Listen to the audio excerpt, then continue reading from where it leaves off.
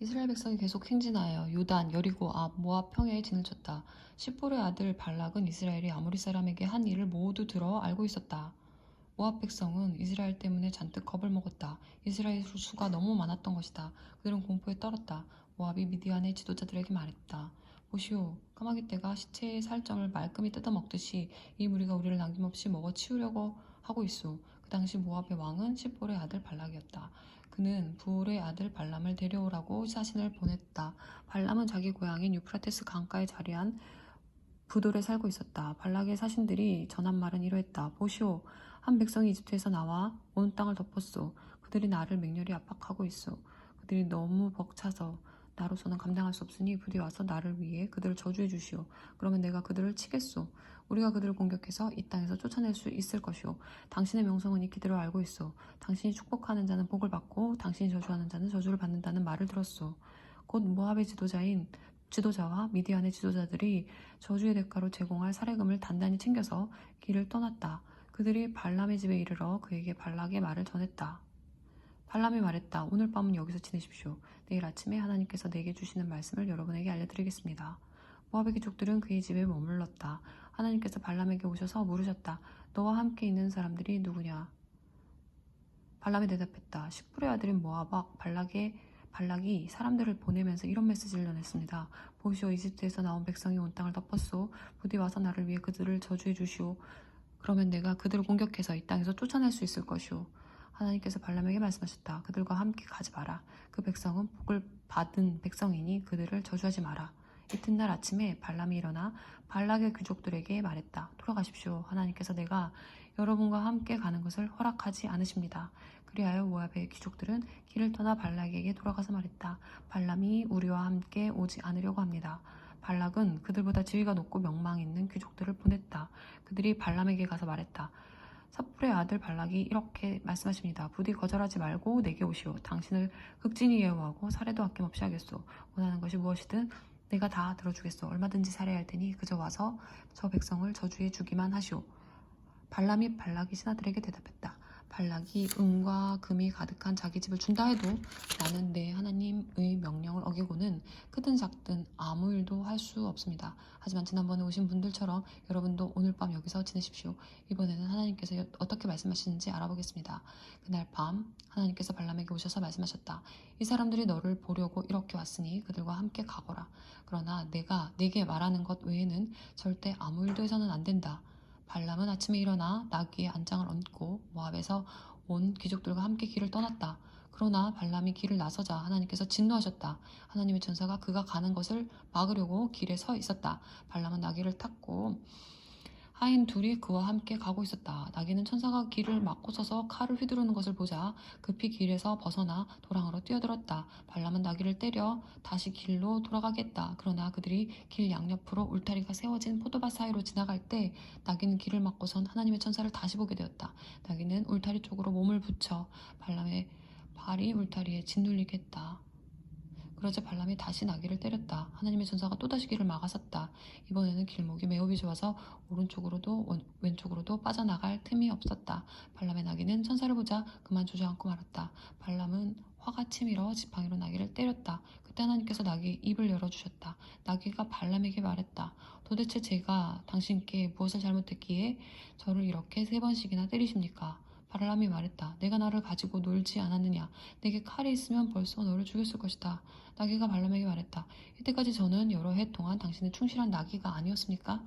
제가 전에 당신에게 이와 같은 짓을 한 적이 있습니까? 말씀해 보십시오. 그가 말했다. 없다. 그때 하나님께서 발람의 눈을 열어 상황을 보게 해주셨다. 그가 보니 하나님의 천사가 길을 막고 서서 칼을 휘두르고 있었다. 발람이 얼굴을 땅에 대고 엎드렸다. 하나님의 천사가 그에게 말했다. 너는 어째서 내 불쌍한 나귀를 이렇게 3번씩이나 때렸느냐? 내가 성급히 길을 나서기에 내가 너를 막으려고 왔다. 나귀가 나를 보고 내게서 3번이나 비켜났다. 그러지 않았으면 내가 벌써 너를 죽이고 나귀는 살려서 풀어주었을 것이다. 발람이 하나님의 천사에게 말했다. 제가 잘못했습니다. 당신께서 저를 막으시려고 길에 서 계신 줄 몰랐습니다. 제가 하려는 일을 기뻐하지 않으시면 돌아가겠습니다. 하나님의 천사가 발람에게 말했다. 그들과 함께 가거라. 다만 내가 네게 일러주는 것만 말하여라. 다른 말은 절대로 해서는 안 된다. 그리하여 발람은 발락의 귀족들과 함께 갔다. 발락은 발람이 오고 있다는 소식을 듣고 그를 마중하러 자기 영토의 경계에 아르론 강가에 자리한 모압 사람의 성읍으로 나갔다. 발락이 발람에게 말했다. 내가 긴급한 전가를 보내 도움을 요청하지 않았소. 내가 부를 때 왜 오지 않았소. 내가 넉넉하게 살해하지 못할 것이라고 생각한 것이오. 발람이 발락에게 말했다. 내가 이렇게 오지 않았습니까? 그러나 나는 아무것도 알려드릴 수 없습니다. 나는 하나님께서 내게 주시는 말씀만 전할 수 있습니다. 다른 말은 한마디도 할 수 없습니다. 발람은 발락과 함께 기랴투손 중심가로 갔다. 발락은 소와 양을 잡아 제물로 바치고 그 제물을 발람과 그와 함께한 귀족들에게 선물했다. 이튿날 새벽에 발락이 발람을 데리고 이스라엘 백성 일부가 잘 보이는 바알의 산당으로 올라갔다. 발람이 말했다. 여기에 제단 7을 쌓고 숫소 7마리와 순양 7마리를 준비해 주십시오. 발락은 발람의 말대로 했다. 발람과 발락은 제단마다 숫소와 순양을 한 마리씩 바쳤다. 발람이 발락에게 지시했다. 왕은 여기 왕의 본제물 곁에 서서 지키고 계십시오. 나 혼자 다녀오겠습니다. 어쩌면 하나님께서 오셔서 나를 만나 주실지도 모르겠습니다. 그분께서 내게 보여주거나 알려주는 것은 무엇이든 왕께 전해드리겠습니다. 그리고 나서 그는 혼자 갔다. 하나님께서 발람을 만나주셨다. 발람이 아뢰었다. 제가 제단 7을 쌓고 제단마다 숫소와 순양을 한 마리씩 바쳤습니다. 하나님께서 발람에게 메시지를 주셨다. 발락에게 돌아가 이 메시지를 전하여라. 발람이 발락에게 돌아가 보니 그는 모압의 모든 귀족과 함께 자기 번제물 곁에 서 있었다. 발람은 자신이 받은 예언의 메시지를 전했다. 발락이 아람에서 모압 왕이 동쪽 산지에서 나를 이곳으로 데리고 왔다. 와서 나를 위해 야곱을 저주해 주시오. 와서 이스라엘에게 악담을 퍼부어 주시오. 하나님께서 저주하시지 않은 저들을 내가 어찌 저주하겠는가? 하나님께서 악담을 퍼부으시지 않은 저들에게 내가 어찌 악담을 퍼붓겠는가? 내가 바위산 봉우리에서 그들을 바라보고 언덕 꼭대기에서 그들을 굽어본다. 보라, 홀로 떨어진 진을 친 백성을. 그들은 민족들 가운데서 자신을 이방인으로 여긴다. 야곱의 흙먼지를 누가 헤아리며 티끌 구름 같은 이스라엘의 수를 누가 셀 수 있으랴. 나는 바르게 사는 이 백성처럼 죽기를 바란다. 너의 최후가 그들과 같이 하기를 원한다. 발락이 발람에게 말했다. 이게 무슨 짓이오? 나의 원수들을 저주해달라고 당신을 데려왔더니 당신은 그들에게 축복만 하고 있지 않소?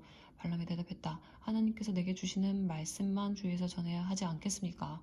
발락이 발람에게 말했다. 나와 함께 다른 곳으로 갑시다. 거기서도 그들의 진 끝자락만 볼 수 있고 전체는 볼 수 없을 것이요. 거기서 나를 위해 그들을 저주해 주시오. 그는 발람을 비스가 산 꼭대기에 있는 파수꾼의 풀밭으로 데려갔다. 그는 거기에다 제단 7을 쌓고 제단마다 숫소와 순양을 한 마리씩 바쳤다. 발람이 발락에게 말했다. 내가 저쪽에서 하나님을 뵙는 동안 왕께서는 왕의 번제물 곁에 서 계십시오. 하나님께서 발람을 만나주시고 그에게 메시지를 주셨다. 발락에게 돌아가 이 메시지를 전하여라. 발람이 발락에게 돌아가 보니 그는 모압의 귀족들과 함께 자기 번제물 곁에 서 있었다. 발락이 발람에게 말했다. 하나님께서 뭐라고 하셨소? 그러자 발람이 자신이 받은 예언의 메시지를 전했다. 발락아 일어서서 들어라. 십볼의 아들아 잘 들어라. 하나님은 사람이 아니시니 거짓을 말하지 않으시며 사람의 아들이 아니시니 마음을 바꾸지 않으신다. 그분께서 말씀만 하시고 행하지 않으시겠느냐? 그분께서 약속만 하시고 지키지 않으시겠느냐? 나는 축복하라고 이곳에 보내셨고 그분께서 복을 내리셨다. 그러니 내가 어찌 그것을 바꿀 수 있으랴? 그분께서 야곱에게 아무 불만이 없으시고 이스라엘에게 어떤 잘못도 찾지 못하신다. 하나님께서 그들과 함께 계시고 그들이 그분과 함께 하면서 자신들의 왕이신 그분께 소리 높여 찬양한다. 하나님께서 그들을 이집트에서 이끌어내셨으니 그 행하심이 사나운 들소와도 같았다. 야곱을 결박할 마술이 없고 이스라엘을 방해할 술법도 없다. 사람들이 야곱과 이스라엘을 보고 말하리라. 하나님께서 행하신 일이 어찌 그리 큰가. 보라 사자처럼 제 발로 일어나 기지개를 펴는 백성을 눈을 떴다 하면 사냥이 끝날 때까지 배불리 먹고 마실 때까지 눕지도 쉬지도 않는 맹수의 제왕 같은 백성을. 발락이 발람에게 말했다. 좋소. 그들을 저주할 수 없다면 적어도 축복하지는 마시오. 발람이 발락에게 말했다. 무엇이든 하나님께서 말씀하시는 것만 전하겠다고 내가 전에 말씀드리지 않았습니까? 발락이 발람에게 말했다. 내가 당신을 다른 곳으로 데리고 가겠소. 우리가 하나님의 눈에 드는 좋은 자리를 찾으면 당신이 나를 위해 그들을 저주할 수 있을지도 모르니 말이오. 그래서 발락은 발람을 데리고 여시몬 황무지가 내려다 보이는 부올산 꼭대기로 갔다. 발람이 발락에게 말했다. 나를 위해 이곳에 제단 7을 쌓고 제물로 숫소 7마리와 순양 7마리를 준비해 주십시오. 발락이 그대로 한 뒤에 제단마다 숫소와 순양을 한 마리씩 바쳤다.